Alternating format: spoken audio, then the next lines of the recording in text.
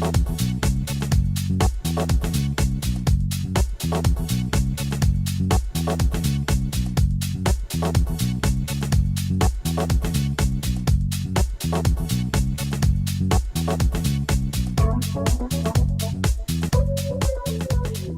and welcome to Wired In. I'm Diana Galata with Hampton City Schools.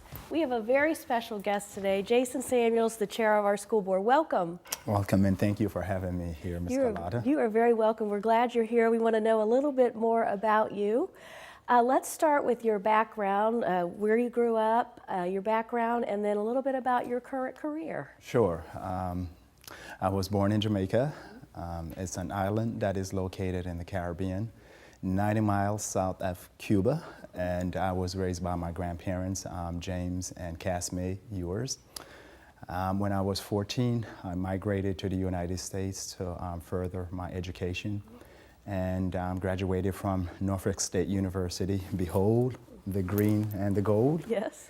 And professionally, I've been employed with the City of Hampton for 18 years, serving in various capacities, such as foster care, child protective services, adult protective services, director of the foster grandparent program, and now the manager of the school age program. So I've been around a long time in the Department of Human Services. I've served in every service program within the Department of Human Services. So I've worked with seniors, and I've also worked with children.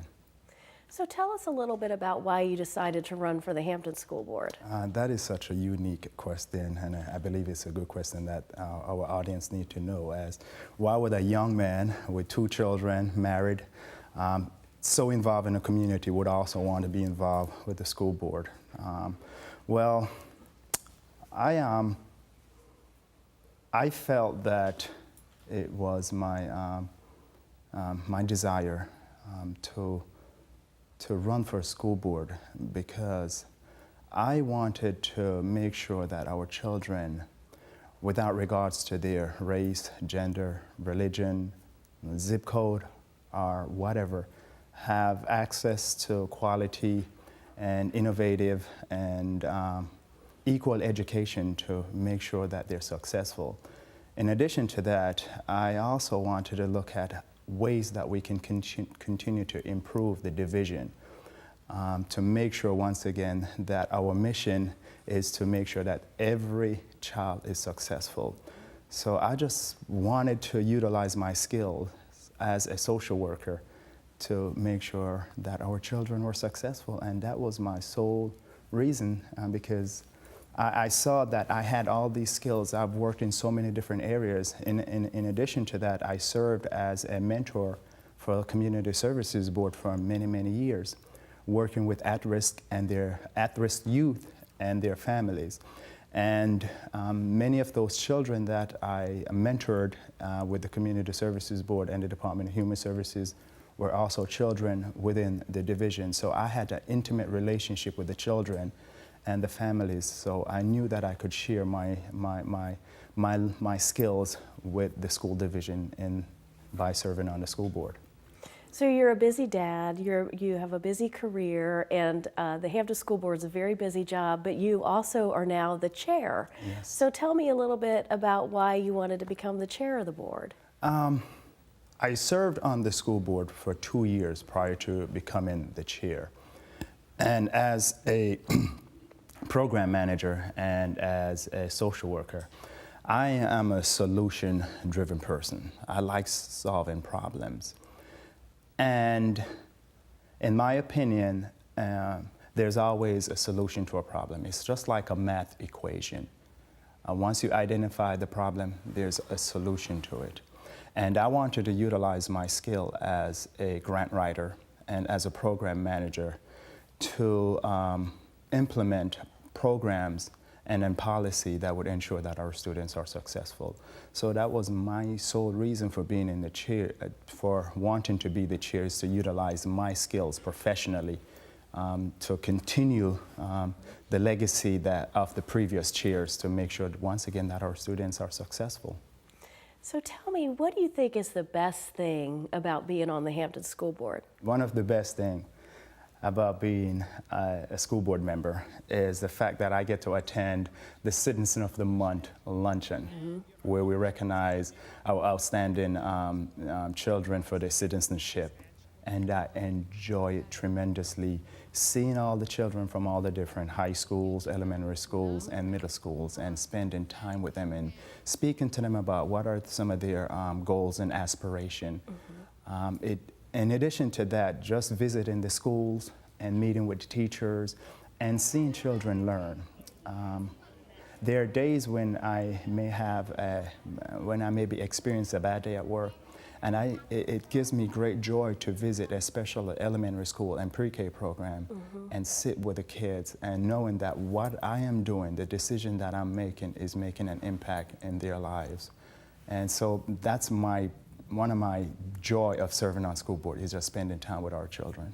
Like many school divisions across the country, we have our challenges. So why don't you speak specifically to Hampton City Schools and some of the challenges we face and how we're working to overcome those? I would talk about one of the challenges that we have as a school division. As you know, many school divisions across the country are facing with multiple challenges, but we have to also look at the challenges of way to grow and put ideas and implement those ideas and also be flexible. But in my opinion, one of the challenges that we have is early literacy. But I believe that the division has been proactive in reference to that, and we've implemented an early literacy program targeting pre-K through third graders.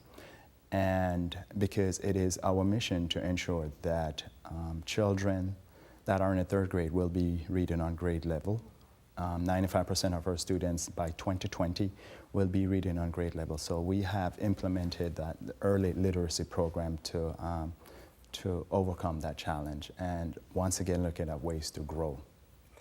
I want to end on a positive note. I know there's so many strengths of the Hampton City Schools, and I know you see those as you're out and about in the schools, and you are out and about in the schools a whole lot. Yes, but talk to us before we close today a little bit about the strengths of Hampton City Schools. The strength of Hampton City Schools, I can say in one word: collaboration. Collaboration between the board, between the executive team, between the superintendent, between the teachers, between the students. That is one of our strengths.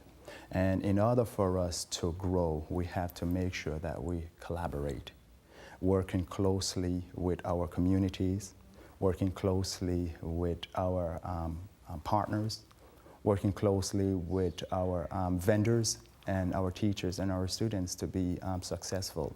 We can't become set in the mode of, let's sit back and see what is going to happen. No, we have to have a plan and we have to execute that plan. But once again, we have to be flexible. And in doing so, in collaborating, we have to make sure once again that the right people are at the table. Not just people, but the right people that have those critical thinking skills and those analytical thinking skills that can make those decisions for us to be successful. So our strength in Hampton City School is collaboration between Hampton City Schools, Hampton City Council, our communities, which include the church, parents, and students. So I am just so excited about the way we are working together to make sure that our students are successful.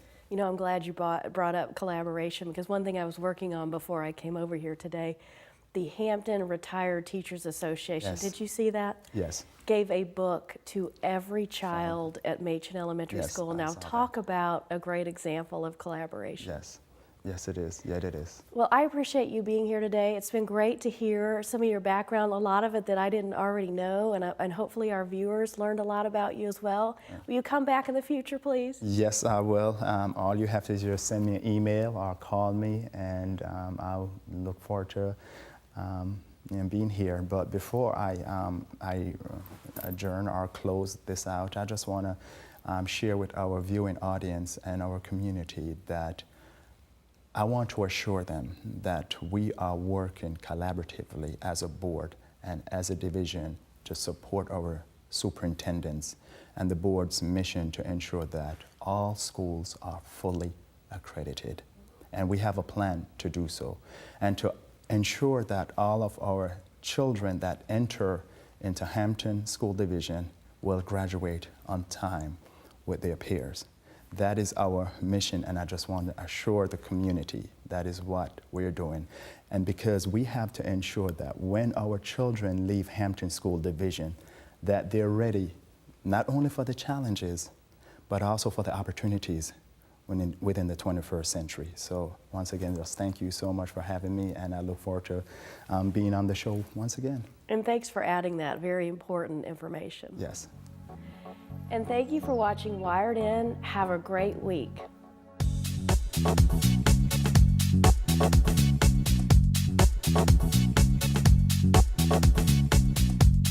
Thank you.